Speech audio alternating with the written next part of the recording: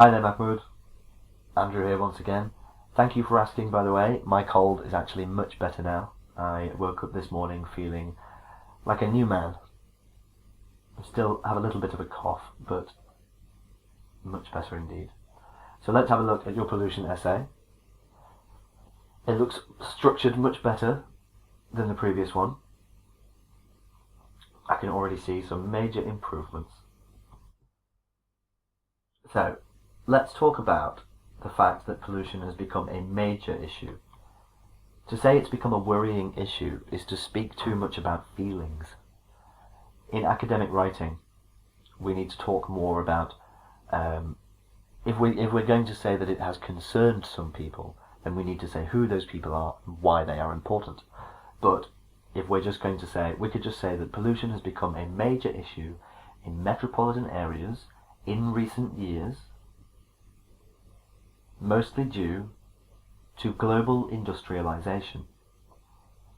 So having a higher density of information in this, mostly due to global industrialization.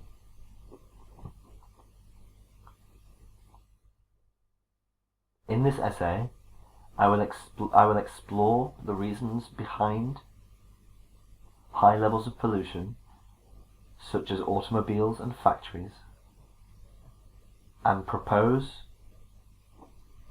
some solutions to mitigate these problems.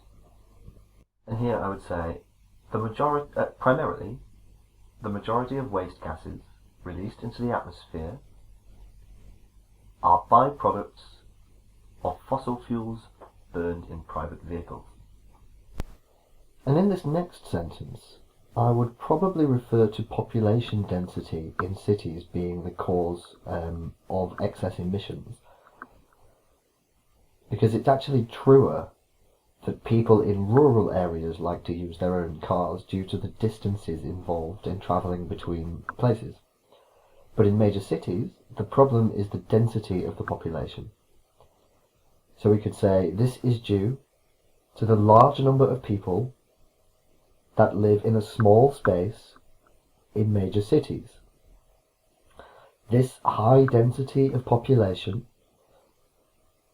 causes problems such as smog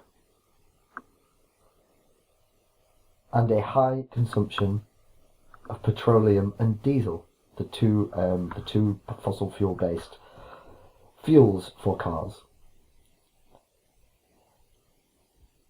Now, my recommendation with these essays is first to discuss the problems in the first paragraph and then to discuss the solutions in the second paragraph.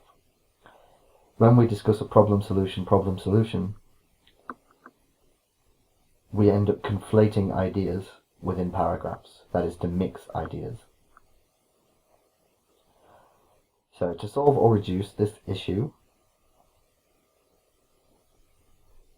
public information campaigns could be used to educate the public on the harmful effects of overusing vehicles. Full stop. This could encourage people to restrict their driving habits by informing them of the health benefits. Let's say informing them of the cardiovascular health benefits of walking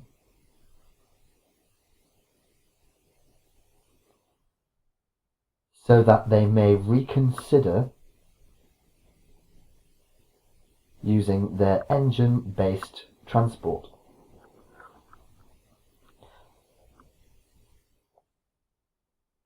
Secondly,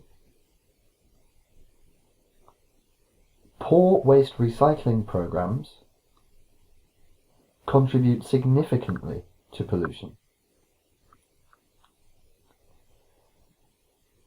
Some cities even burn garbage instead of recycling.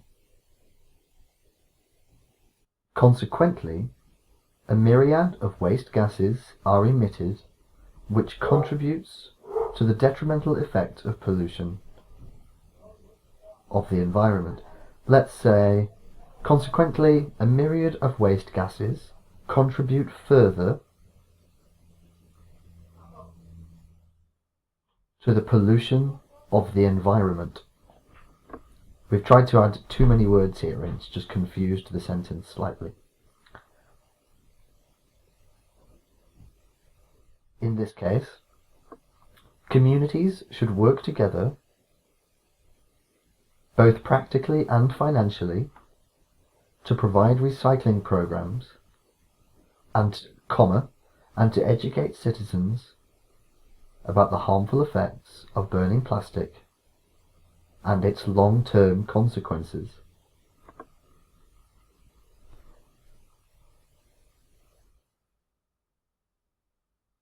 One thing I would say is that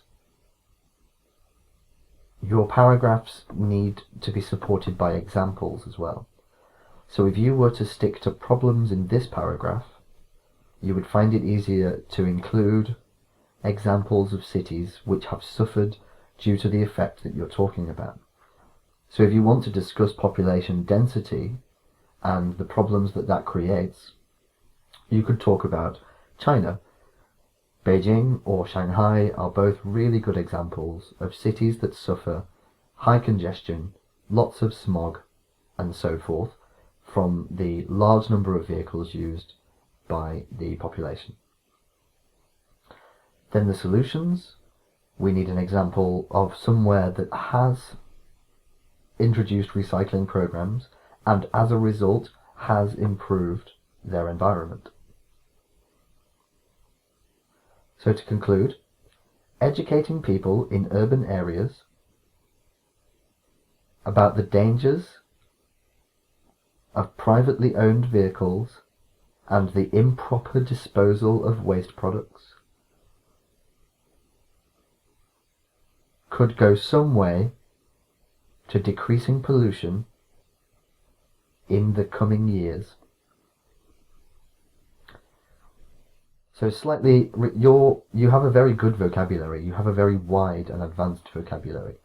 Your grammar is decent, but what you need to do is structure your essay in a slightly different manner, just so it's more clear, and make sure you support each paragraph with an example. So here, the bar chart demonstrates the Home Valley Car Group's sales of both new and second-hand cars in 7 villages in 2013. Good. In general terms, the majority of customers purchased used vehicles over new ones.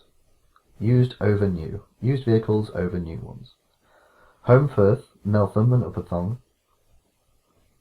were the towns in which the company sold most cars, and the least number of sales was seen in Netherton, Netherthong, Longley Farm and Meltham. The highest sales were recorded in Home Firth, where 650 second-hand and 544 new cars were sold. In Meltham, 455 and 611 new and used vehicles were sold respectively. Now be careful with this. We are trying in these graphs to describe the data as accurately as possible, and that means not adding any extra information. So the fact that it was remarkable is a matter of opinion, and so it's not really welcome here. So we would just say, similarly, in Upperthong, 422. Let's say, similarly, customers in Upperthong purchased 422 new vehicles and 501 used, or 422 new vehicles as well as 501 used, full stop. We only need to use this once in that particular construction. In regard to the least sales made, Only 95 new cars and 120 second-hand cars were sold in Netherton. New cars purchased in Slough, Netherthong and Longley Farm were 232, 177 and 212 respectively. Good.